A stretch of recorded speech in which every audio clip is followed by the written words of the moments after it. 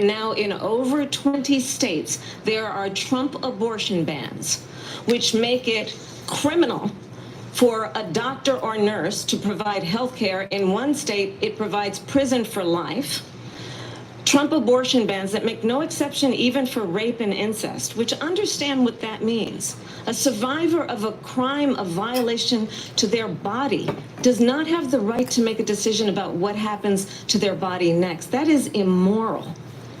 And one does not have to abandon their faith or deeply held beliefs to agree. The government, and Donald Trump certainly, should not be telling a woman what to do with her body. I have talked with women around our country. You want to talk about this is what people wanted?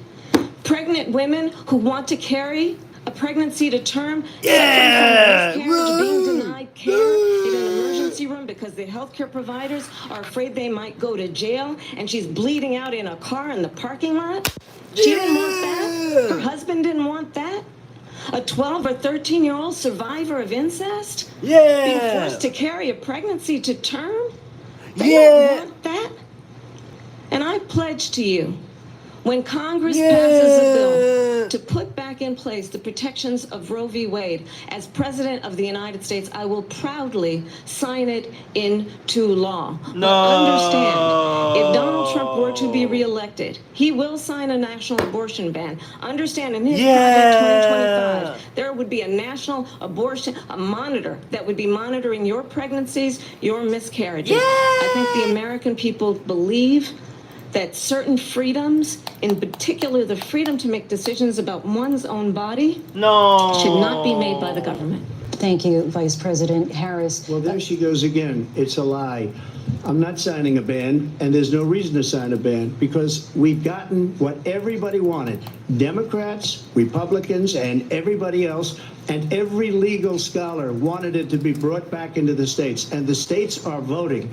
And it may take a little time, but for 52 years, this issue has torn our country apart. And they wanted it back in the states. And I did something that nobody thought was possible.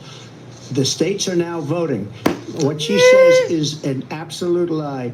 And as far as the abortion ban, no, I'm not in favor of abortion ban, but it doesn't matter, because this issue has now been taken over by the states. Would you veto a national abortion ban if it came to your desk? Well, I won't have to, because again, two things. Number one, she said she'll go back to Congress. She'll never get the vote. It's impossible for her to get the vote. Never get the vote. Especially now with the 50-50. Essentially 50-50 in both Senate and the House. She's not going to get the vote. She can't get the vote. She won't even come close to it. So it's just talk. You know what it reminds me of? When they said they're going to get student loans terminated, and it ended up being a total catastrophe.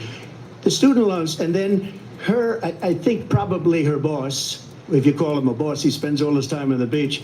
But look, her boss went out and said, we'll do it again. We'll do it a different way. And he went out, got rejected again by the Supreme Court. So all these students got taunted with this whole thing about this whole idea.